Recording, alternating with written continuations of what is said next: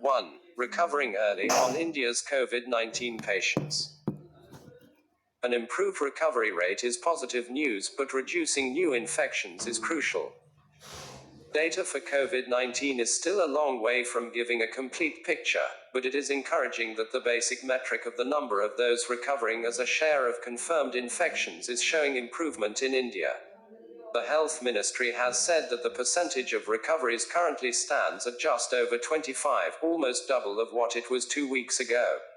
National data on other parameters appear similar to disease trends witnessed globally, with the worst outcomes encountered among elderly patients, translating into a case fatality rate of 51.2% for Indians older than 60. What is important to note, however, is that whether it is recovery or death, not all cases are recorded for a variety of reasons. There may be untested people who have recovered. Also, in the long term, most recover from the infection. It is therefore imperative to find positive cases early and assess the pace of recovery accurately. Among the countries moving to a mass testing strategy after a measured lockdown and successful control over viral transmission is New Zealand. In terms of deaths, there could be unknown fatalities caused by COVID-19 outside hospitals. Doctors in the United States have made a contrasting determination of people who had the virus but died of unrelated causes. These findings and trends underscore the importance of research on the progression of the pandemic in India. The comparatively low death rate from COVID-19 in India, officially estimated at 3.2%, remains a topic for systematic study.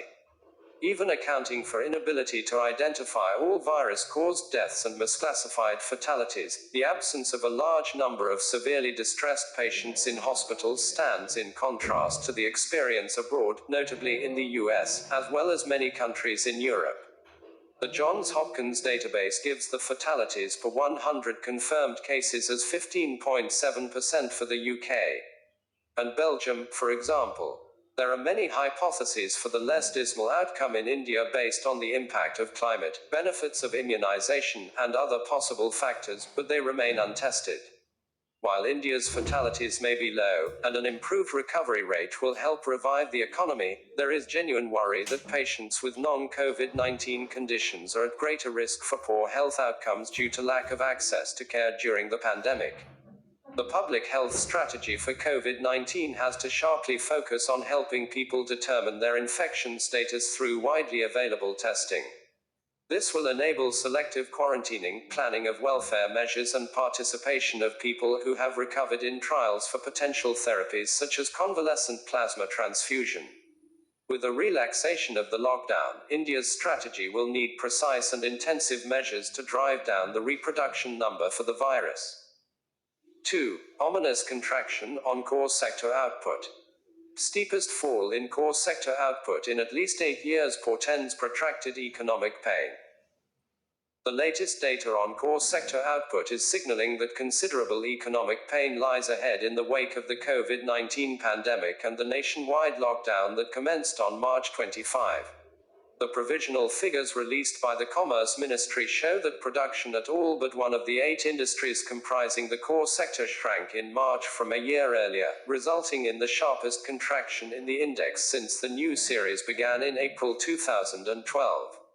That output contracted by as much as 6.5% in a month when most economic activities ground to a halt only in the last 7 days, is a worrying augury.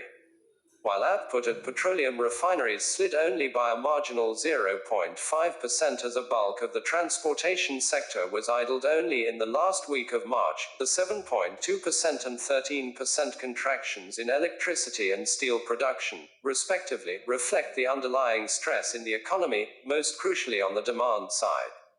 With all non-essential industries and commercial establishments ordered shut as part of the lockdown, demand for electricity declined by more than 9% in March, according to data from the National Load Dispatch Center. While the power sector has been exempt from the lockdown because of its essential nature, the slump in demand from commercial customers is bound to have a significant sector-wide cascading impact as a result of heightened cash flow problems at the already stressed distribution companies that deliver electricity over the last mile to consumers. Coal. The only sector to post a positive figure in March as output expanded 4%, also presents a far from reassuring picture as growth slowed sharply from February's 11.2% and was less than half the 9.1% pace seen in March 2019. And with demand for coal from user sectors spanning thermal generators and the key process industries of steel and cement unlikely to revive anytime soon, production of the crucial commodity is very likely to shrink in April.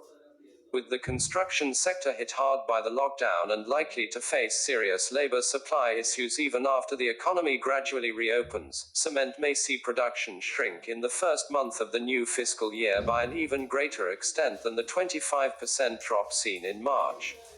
The mayhem in the oil market with global crude prices tumbling is also certain to undermine the industries in the energy sector.